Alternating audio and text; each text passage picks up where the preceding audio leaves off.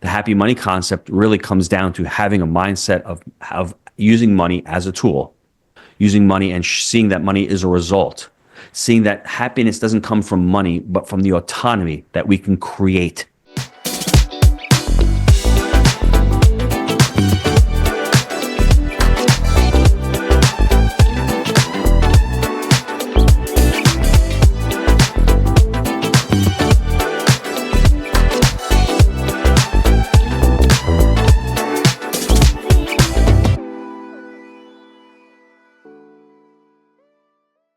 This podcast is for educational purposes only. Nothing you hear on this show is legal or investment advice, nor is it an offer to buy or sell securities. Always consult your own legal and financial professionals before making decisions. Welcome back to another episode of the Capital Flow podcast. I've got a great friend here, Gino. He's actually been on one of our previous podcasts, so really excited that he took some time out of his day to come in and chat with us a little bit about capital raising. If you're looking to raise $100,000 or more from a single investor, this is the show for you. And Gino, if there's anyone that knows experience about raising capital and educating people on acquiring real estate and working on their relationship around capital, it's our guest today. So really excited to have him on. Gino, thanks so much for joining us. Dallon, thanks for having me. How you doing, brother? Good to see you again. So, Gino, take a couple minutes and just share with our listeners a little bit about your background and why you're even qualified to be on the show. Thanks, Dallon. I'm just going to share the highlights, really the overview of how I've gotten to where I am. I started out in the restaurant business, loved it till I didn't like it. I found my business partner, Jake, through the restaurant. We started investing in deals together, multifamily, back in 2011 when it was like the plague, like it is now, sort of how the feeling is now. Everyone's running for multifamily when you should be running towards it. We decided to invest. We got together in 2013. We bought our first deal. Fast forward to today, Jake and I own 1,800 units. We have no syndications. We have no investors. We have done 3 syndications, exited all 3 of them. We've raised $10 million for those 3 syndications. But more importantly, as Dallon said, we created the Jake and Gino community, and we leveraged what we learned, and we taught our community to raise over $750 million for their deals and counting, right? And they've done over 85,000 units. And the beautiful thing about real estate is there's so many different ways to do it. I'm not here to tell you that it's just to raise capital or just to do creative financing or just to do joint ventures or just to look at 100 units plus or just to look at 10, 20, 30 units. I'm here to tell you that it's one of the best vehicles, and really what ends up stopping somebody is usually themselves. Now, how do I know? I am living proof. I had one restaurant for 20 years. When I started investing with Jake, within 5 years, we owned over 1,000 units. What changed? I mean, a lot changed, but really not that much. I think the biggest thing that changed was, number one, my mindset. And number two, I realized that real estate, like raising capital, is a business, and it has systems and processes that you need to learn. You need to invest in your education. You're not born a capital raiser. You're not born a business builder. You're not born a salesperson. You need to invest in yourself to become a better person. I'm so glad you brought that up, Gino. And to our listener, you'll realize that most of our guests on our show, if not all of them, weren't born into capital raising. They weren't born into real estate investing. It's something that they learned, they studied the skills, and they became that person. And that really ties into like creating a life by design. And you and I, Gino, we're entrepreneurs. You're going through some exciting shifts and pivots in your life right now that we're going to get into. But that's life. It's creating it by design, getting after it, figuring out how to provide value. And for those of us in real estate, it's through providing alternative investment opportunities to people outside the stock market, outside of your traditional path of investing.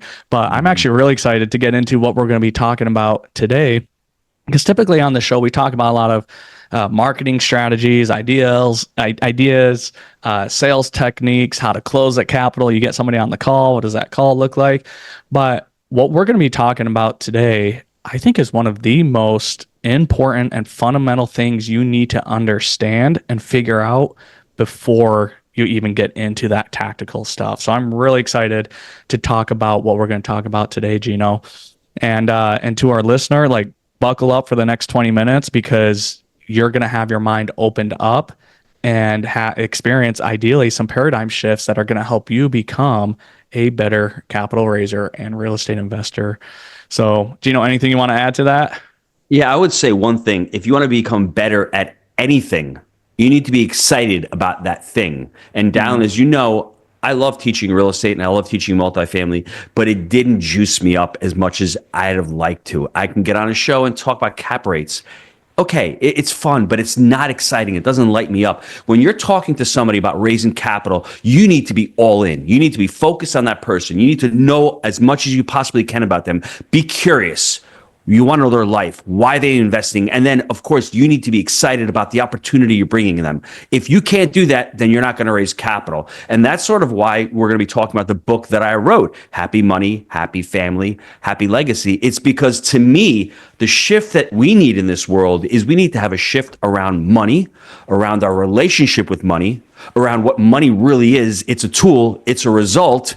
And don't be so scared of money. You want to attract happy money. And as you can see, I'm excited about talking about money and the benefits. And if you don't have this type of energy or intensity when you're raising money for your deals, you're not going to raise the money that you're supposed to raise or that you need to raise.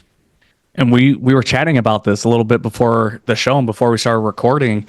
I read a statistic that 80% of Americans make $100,000 or less per year.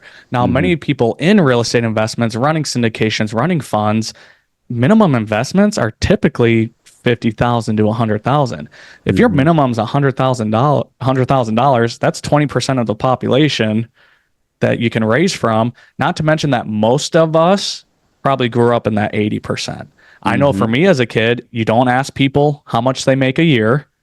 You don't ask people for money. You produce for yourself, right? That was the kind of home that I grew up in. So then when we started getting into real estate and we had to start attracting and inviting people to participate in these deals with us, there was some stuff I had to work through personally just because I was taught differently as a kid. And that's exactly what your book hones in on is not only the money, but the mindset and stuff around it. And Dal, it's important what you just said, family. I was at least fortunate to have two parents that were married and stayed married. And I had a happy childhood, I had happy surroundings. Can you imagine families that are single families and they have all these limiting beliefs, all of the things that they heard? My goal right now in life is to change the world one family at a time. That's what the goal is with Happy Money. That's what the goal is with the new Barbaro 360 company. With Jake and Gino, we're out there creating multifamily entrepreneurs, but it's hard to do that if you don't have a stable family. And you said that, right? And the fact is, out of those people that do make $100,000 a year plus 20% of those, I'd say probably 50% of those still don't have a great relationship with money or even understand what money is. So we're going to try in the next 15 to 20 minutes to build a foundation on money and what money means to you. And the first thing that you need to do as you're listening to this, let's go back to your childhood and let's go back to what you heard about money or what you didn't hear about money. In my life, my parents, both immigrants, both amazing. They were entrepreneurial, but it was all about saving for the rainy day. We can't afford that. We got to go to Sears. We can't go to Nordstrom's to shop. We have to save money.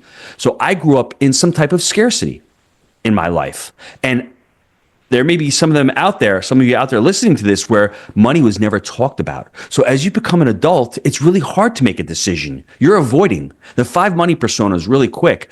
Steve the spender. Steve loves to spend. He gets a buck in, a buck goes out. Sarah the saver. She saves voraciously, but guess what? When she becomes, 62 years old and she's got $3 million in the bank, she's so afraid to touch that because she saved her whole life, right? Ivan the investor, we got George the gambler, and we got the Amy the avoider. Now, as you're listening to this, you're predominantly one of those. You're a blend of all 5. Like I was really Steve the saver, but I've become a little bit more of Ivan the investor. a lot more of that. So, and I've done that because I've had a conscious decision to say, yes, I need to save money, but I also need to enjoy spending the money. And I also need to become an investor, because by investing that money, I'm putting it into an asset that's producing cash flow for me. So instead of having to save the money, that asset's producing the savings for me, and I'm able to use that. But let's go back to the relationship. As you're listening to this, start thinking about your relationship with money. If you're saying to yourself, well, it takes money to make money, money doesn't grow on trees, it's going to be a lot harder to raise capital because you're going to have that mindset. And I would not have gotten into real estate if that was really my true limiting belief, because I didn't have a lot of money back in 2011. But what I did have was I had knowledge, I had a little bit of experience, I knew how to sell or finance some deals, and I started to learn how to raise capital. These are skills that you learn if you don't have that block. So start understanding what your relationship is with money. Start thinking about that. What is your persona? And then the next question I would say is that holding you back in certain areas of your life? And if it is, have a deeper conversation. And I love to talk about life coaching. I'm a life coach. If you've never talked about it, as Dallon is saying, you need to go back into your childhood. You need to go back into those years when you started formulating your values on what you believe and what you don't believe. I have all of my values today as an adult, if I look back, from my father. I went to work with him at a young age. He owned a restaurant. I worked hard. I was responsible. I wanted to be well respected like him. I wanted to be really good at a craft. I wanted to have a family. I wanted to be a provider. I wanted to be a strong male. Those are all values that I got from my dad, for lack of a better word. I was around him. So where were you as a child? Understand what your values are. And as you're doing this, now let's bring it into today. How do you utilize that today? Well, you're raising capital today.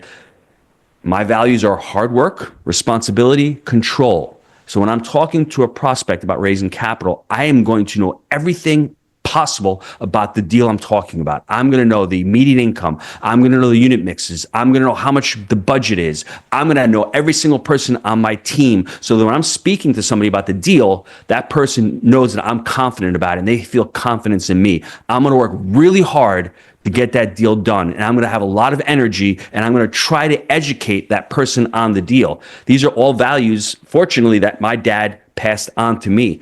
What are your values? Start fleshing those out and start living according to those values.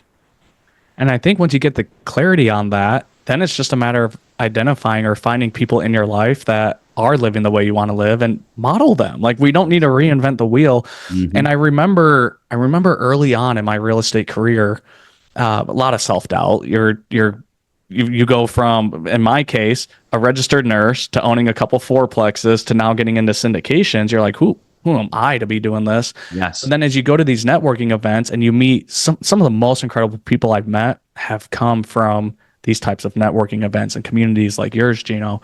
So regardless of what your focus is on in life, just a side note here, get involved with communities, with people doing what you want to be doing, because that's going to expand your vision. But Dallon, you said something important, though. I need to pause for a second, because I had the same revelation that you had. You were a registered nurse. I was a pizza guy. Now, this is one thing that you all need to do in life when you want to adopt a habit or a behavior. You need to start shifting your identity from that registered nurse. You can still do your nursing job during the day, and that's what I did, to become a real estate investor or a capital raiser. You need to put that hat on, and you need to say, yes, I raise capital, or yes, I'm a multifamily entrepreneur. And when I had that shift, I remember being at the restaurant one day. It was mid-August. It was hot. I'm putting away all the stuff in my restaurant. I've got pizza bags of flour. I've got to-go tins. And I'm sitting there and I'm talking to Jake on my cell phone. I got the cell phone jammed into my ear.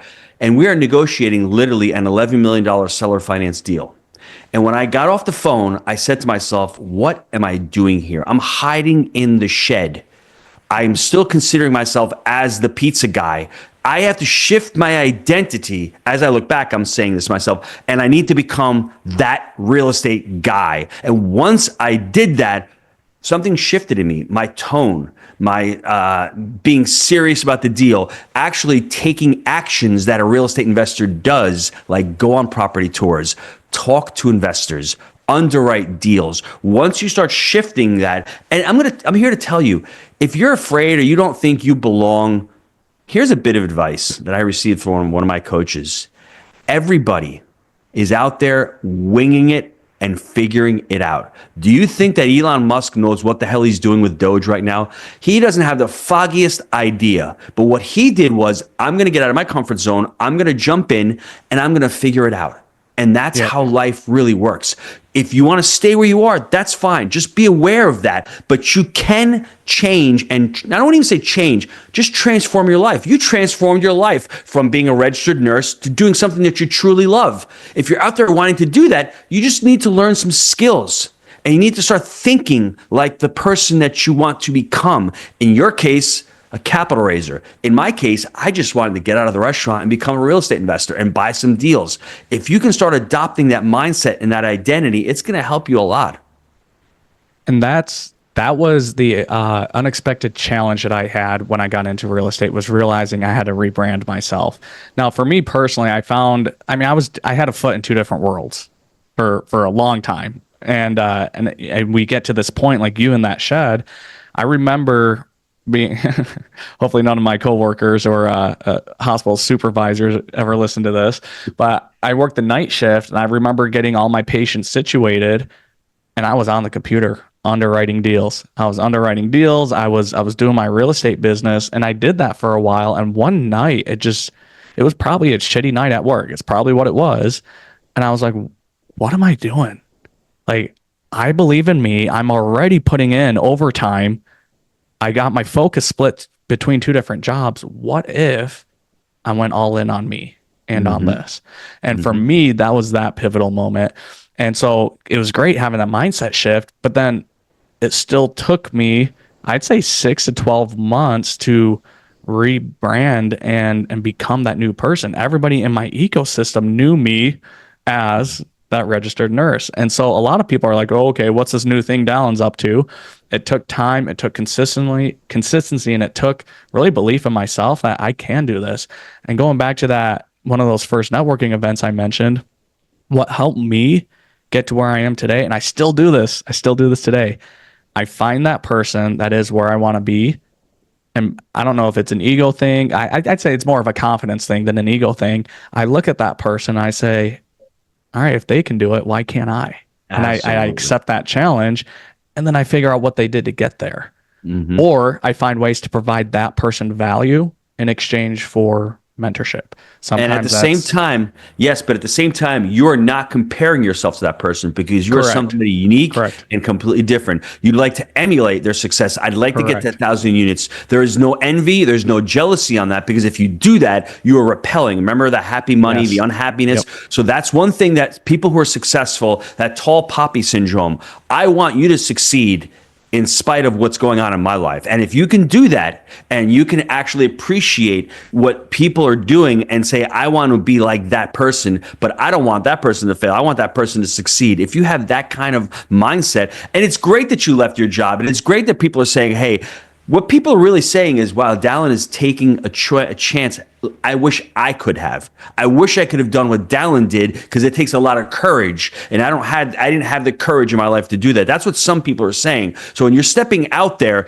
is fear, but you need to have that certainty that you want to do it. And for me, I was really lucky because I had a great spouse. My wife really supported my decision, because she saw the struggles that I had at the restaurant. I didn't want to be there. And I had an amazing business partner in Jake, who we bantered back and forth, and we really helped each other out, and we elevated each other, and we held each other accountable. So if you're out there by yourself and you're saying, I don't want to do this by myself, go out and find an accountability partner to start with. And then from there, if you can find a partner, partners are phenomenal, because when you're having a rough day as being an entrepreneur, a person who makes enough money to pay the bills and to pay their mistakes, that's what an entrepreneur is. There's days that are really lonely, when you just want to pick up the phone and talk to somebody, and that's when a partner really means a lot in those types of situations. 100%.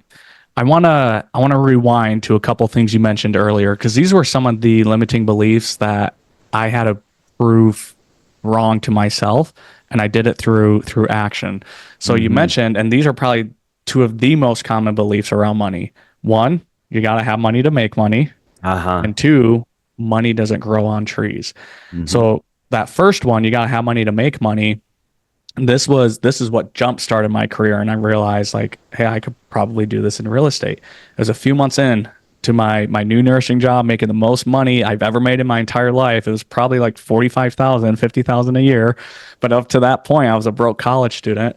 A few months into that, broke my leg playing soccer. And I was like, crap, my wife, my two kids are depending on me financially. What if something like this happens again?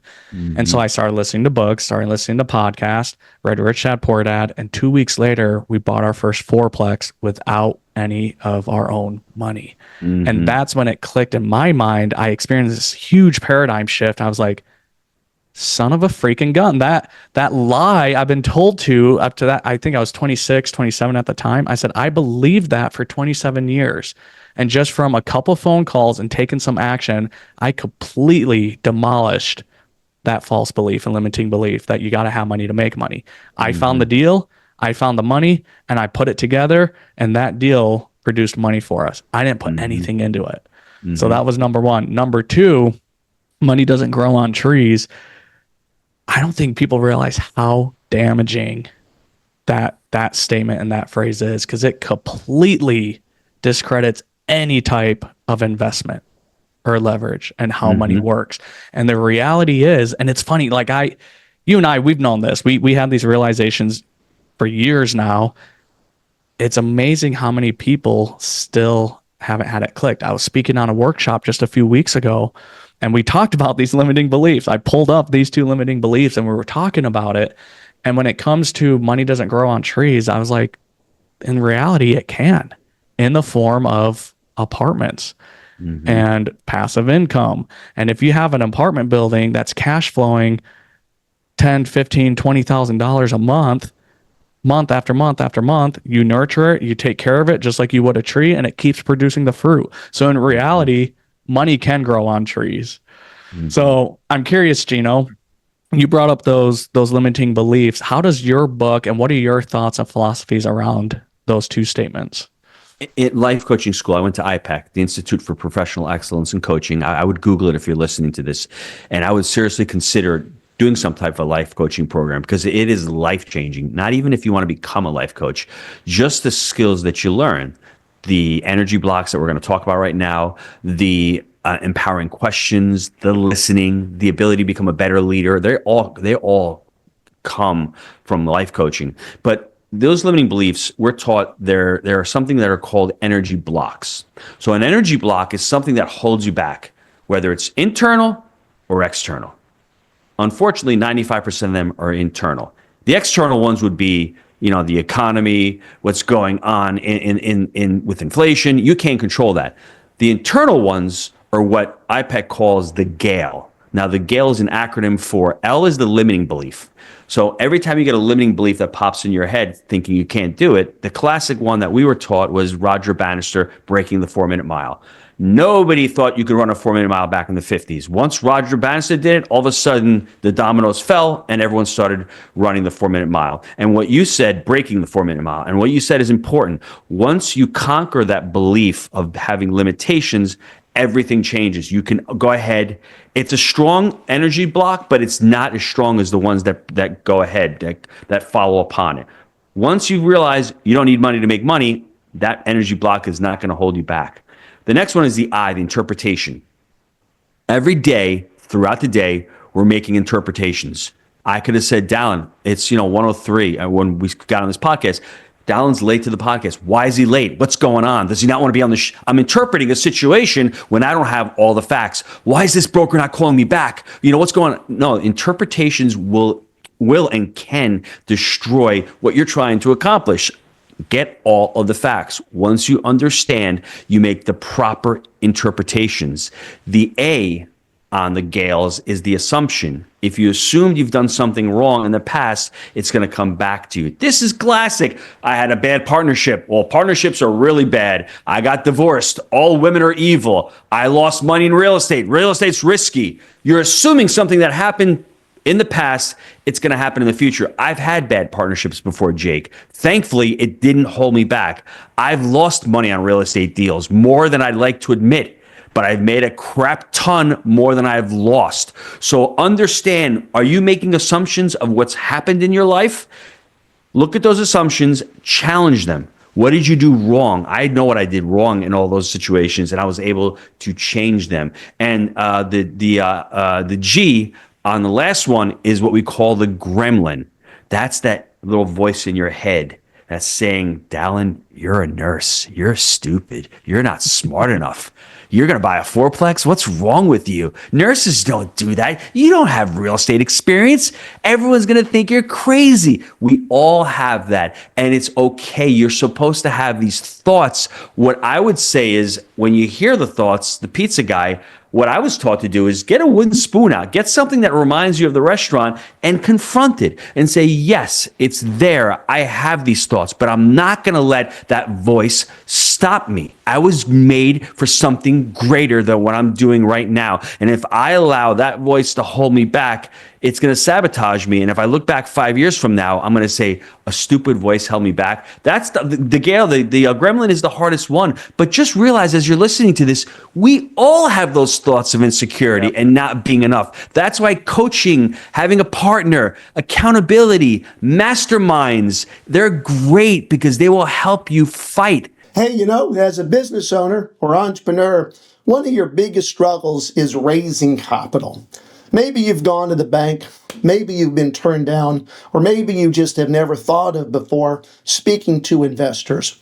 The reason the people here at Copless Pro, Dallon and Paul, have decided to partner with us over here at Copple Connections is we not only teach people how to attract and raise capital, we actually put you in the rooms where the capital flows.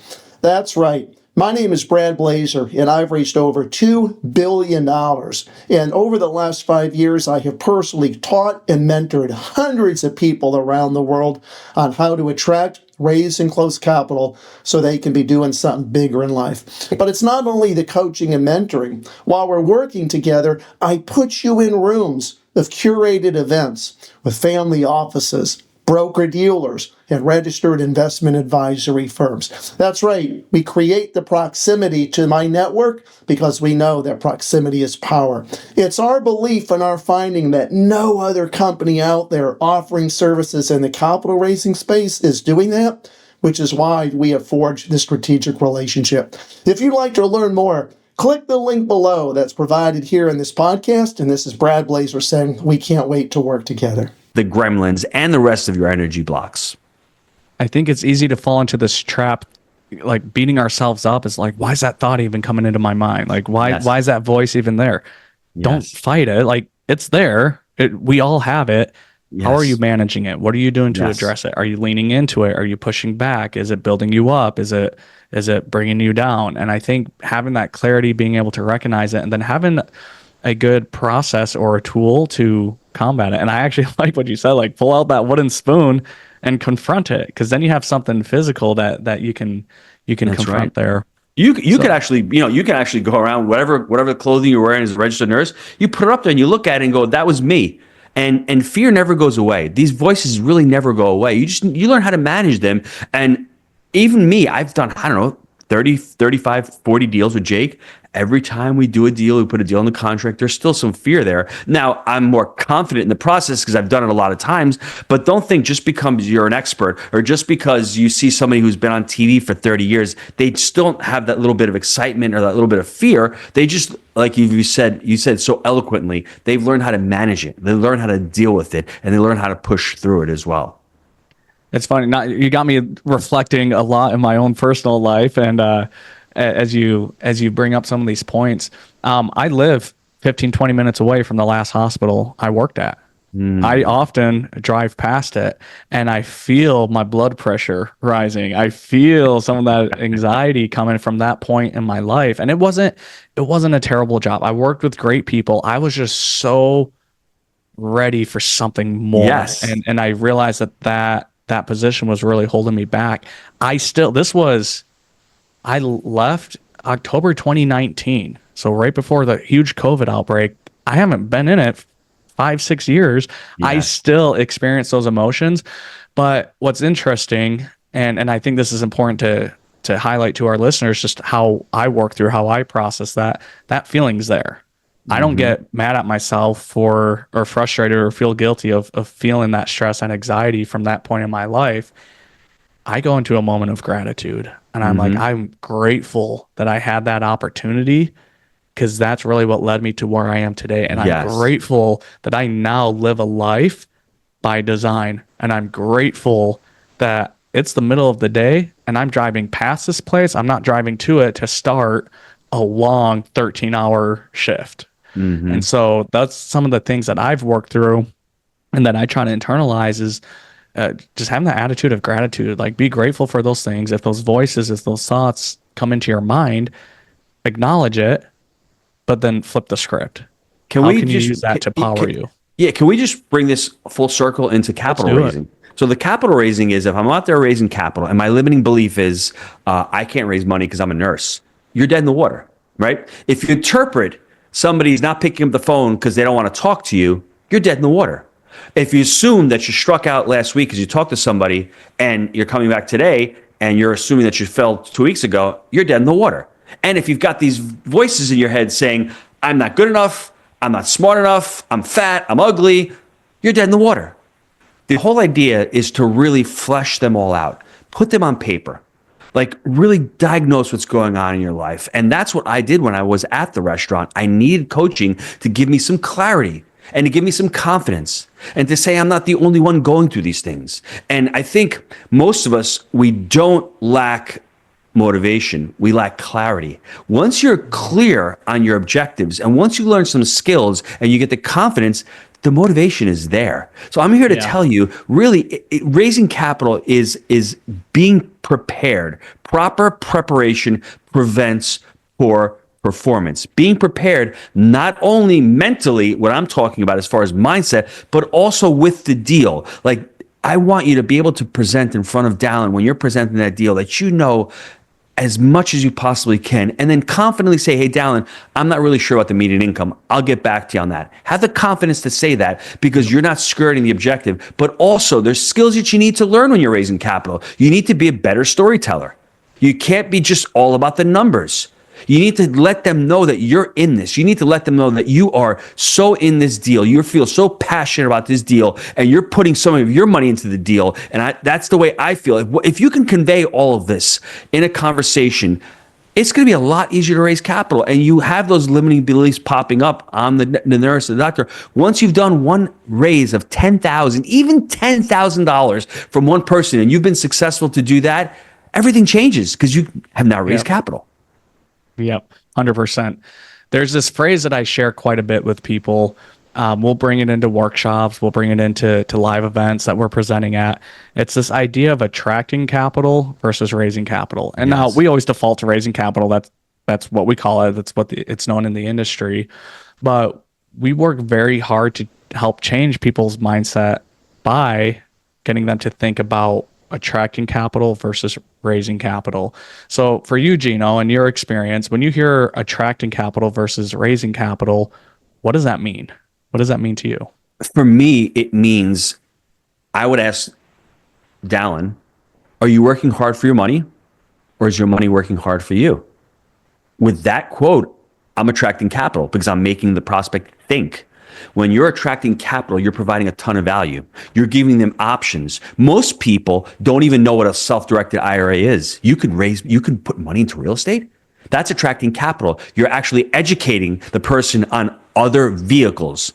To me, 401ks, stock market, big Ponzi scheme. I like crypto, but you shouldn't have 80% of your portfolio into crypto. I'd rather have it into real estate and let them know why multifamily is one of the best vehicles. Cycle resiliency. People need a place to live. Basic human need, right? There's not a lot of affordable housing. We've got a shortage. There are a lot more people renting. All of these things is how you attract capital. You need to be able to provide value and show them there are other ways than just putting money into the stock market. That's where a lot of high net worth people do. Doctors and lawyers, that's just there. They plow their money. Show them another way. They all want to invest in real estate. They just don't know how to. And how you attract capital is by showing people the opportunity, offering them not an opportunity. You're not asking them for money. You're offering them an opportunity to be part of your deal. And I think if you start doing that, and I think the other way to attract capital, if I'm going to go out there and attract capital, I really need to be curious and I really want to know what's going on in Dallon's life. Can he even qualify to put $100,000? Our interests need to align. And if you can't, Dallon, great. I don't want to attract or raise capital from somebody who can't do it. But I would ask Dallon, hey, Dallon, do you know anybody, any family members who would want this opportunity? That's how you leave it off. But if you don't understand and learn the person or the customer you're talking to, you shouldn't be attracting capital. It's all about them. It's all about how you can help them. And if this thing you're selling, in this case, you're selling money and you're selling real estate, if it doesn't fit their agenda, or if they don't understand it, if they're confused, or if they don't, it's not part of their persona, their money persona, their blueprint, then that's a time to say, hey, thanks for spending some time. I'll get back to you. You keep them in the loop. You continue to educate them, but offer the opportunity and see if they have somebody else. And I would not be surprised if you do that 10 times, 5 or 6 out of the 10 times, they'll refer somebody else to you because you've taken the time to get to know them. You've listened to them. You've provided value to them. You've built rapport to them. And it's not only about you. Attracting capital is about them and not about you. You are the guide in the story. They're the hero when you're raising money. And you and we're speaking the same language in all of our presentations, everything we chat about. When I think about attracting versus raising, in simplest terms, I think it comes from when you're attracting capital, you're coming from a place of abundance, and you're producing, you're providing that value. And when you're raising, happy money. Unhappy money is scarcity. Happy money, you're creating positive energy. You are attracting money to you in a positive way. And I think that's important, what you just said. And that comes back to the relationship you have with money. If you have the scarcity mindset and you're scarce, you've got to go out there and you've got to shake people down. You ABC, always be closing. Different mentality than, hey, I'm out here and I'm providing value and I'm going to talk to as many people as possible. And whoever likes what I'm saying, I'd love to offer the opportunity. And you're building relationships because this is not a one and done. 2 and 3 years from now, you're going to continue to be in the business. And at one point, they're going to like you. They've heard you enough times. There's been enough touch points, between 5 and 7 touch points. They feel more comfortable with you. And then it's really about feeling comfortable with the person. People say know, like, and trust. I wouldn't invest on that motto. But unfortunately, people want to work with people that they like. And if they like you and they trust you, it's going to be a lot easier to raise money from them. 100%. And it's a transformational relationship. You grow with these people. And if you're coming into it transactionally, just trying to get that one investment and done, I don't think people realize how damaging that is. And this is a perfect example of showing how damaging it could be, or undamaging, I should say.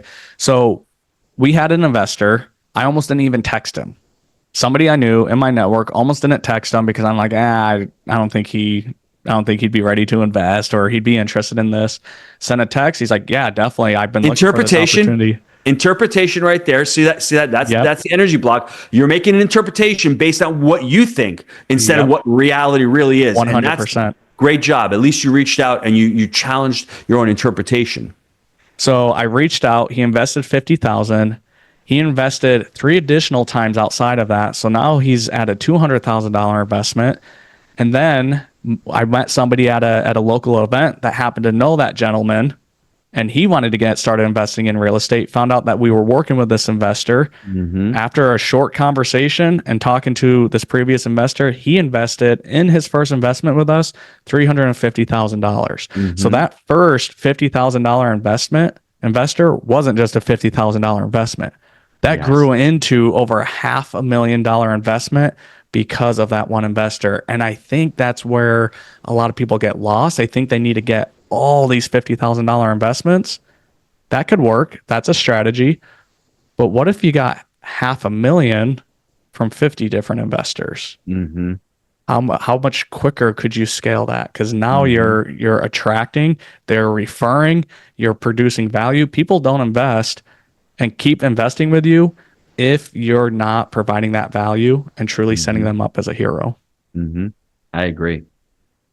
So, Gino, this is great, man. We could keep chatting. We could keep talking about this, something we're both very passionate about.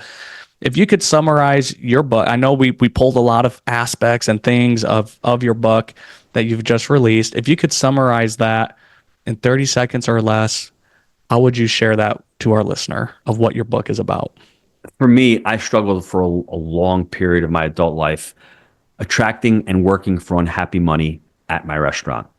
I interviewed Ken Honda, who is one of the founders of the happy money concept. He's sold 8 million books. He's one of the biggest gurus in Japan. He told me to write happy money, happy property, happy family. I didn't want to write another book on investing in real estate.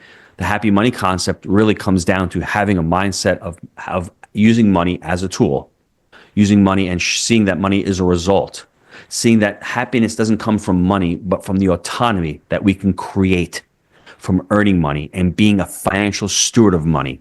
Now, relating the happy money into creating a happy family, we need to really surround ourselves and our families with these conversations because we're teaching them to become financial stewards. We're passing along not only the financial aspect of our legacy, but we're also passing along the values aspect of our legacy. And the legacy component to me is so important because I've created Jake and Gino. I've written 6 or 7 books now. I want to be able to pass that along to the next generation. I want them to be prepared and become financial stewards because as I don't know what the quote was, but basic legacy is like a gardener who's planting a seed who won't see that seed grow. You may be lucky to see the seed grow, but what you're doing today is affecting your kids and your grandkids and your great grandkids. And once you understand the gravity of that, the weight of that, I think you start getting serious and stop wasting time and start getting clear on what's truly important to you and how you can start creating happy money, a happy family, and a happy legacy. And it all starts up here, the thing between our eyes. Whether you're looking to raise capital or just improve your overall quality of life. So, Gino, what's the best way somebody could access this book? Just go to barbaro360.com. It's on the website. You can download it as a free PDF. If not, you want to go to Amazon. We have it on Audible, Kindle, and there's a paperback as well. Awesome. And we'll be sure to include those links in the show notes. Gino, absolute pleasure. Again, thank you so much for taking time out of your day to join us. And just, man, we really could keep talking. And we're going to have to get you, we'll have to do another one. Let's do another episode, but actually get you in the studio here, get you in the studio in Arizona. And again, really appreciate your time. Thank you. Thanks, Dallon. And to our listeners, remember, if you're looking to raise $100,000 or more from a single investor, this is the show for you. We bring on incredible guests like Gino to help you become an effective real estate investor and learn how to attract capital, not raise it. And we'll catch you on the next episode.